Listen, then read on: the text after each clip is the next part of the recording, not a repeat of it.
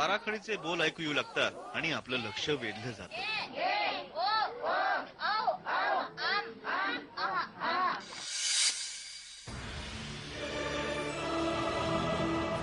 देहविक्रय करणाऱ्या या बदनाम वस्तीत गरिबीनं गांजलेल्या, परिस्थितीनं पिचलेल्या अनेक मुली या व्यवसायात नाईलाजानं आल्या। बहुतेक जणी कर्नाटकातील, आणि या दैन्यावस्थेचं महत्वाचं कारण म्हणजे निरक्षरता।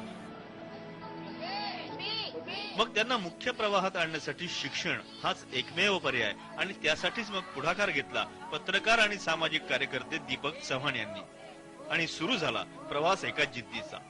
ही शाळा या ठिकाणी सुरू करायचा उद्देश आमचा असा आहे की या ठिकाणी ज्या सेक्स वर्कर महिला आहेत या कर्नाटकातून या ठिकाणी वेश्या व्यवसायासाठी आलेल्या आहेत, त्यामुळे त्यांना मराठीचं ज्ञान नाही आहे, त्यांना अक्षरी ओळख नाही आहे, त्यांना सामान्य ज्ञान नाही आहे। त्या दृष्टीने आम्ही आज या शाळेची या ठिकाणी सुरुवात केलेली आहे। या शाळेत मराठी, अंकगणित, इंग्रजी, बँकिंगचे व्यवहार, सामान्य ज्ञान असे सगळे विषय शिकवले जातात। त्यामुळेच या महिलांमध्ये आता परिवर्तन झालंय।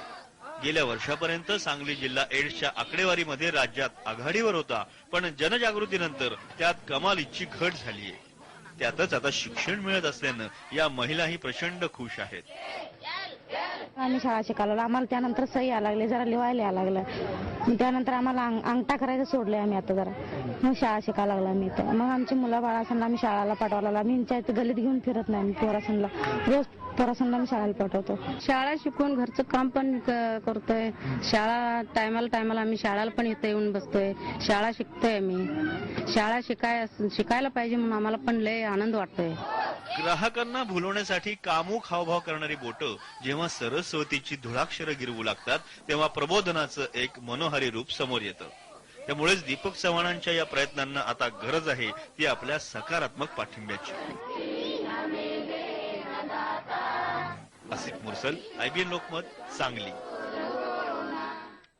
सामाजिक प्रबोधनाच्या बातमीनंतर टी टाइम मध्ये इकडे एक ब्रेक घेऊयात, पण ब्रेकवर जाता आता आमच्या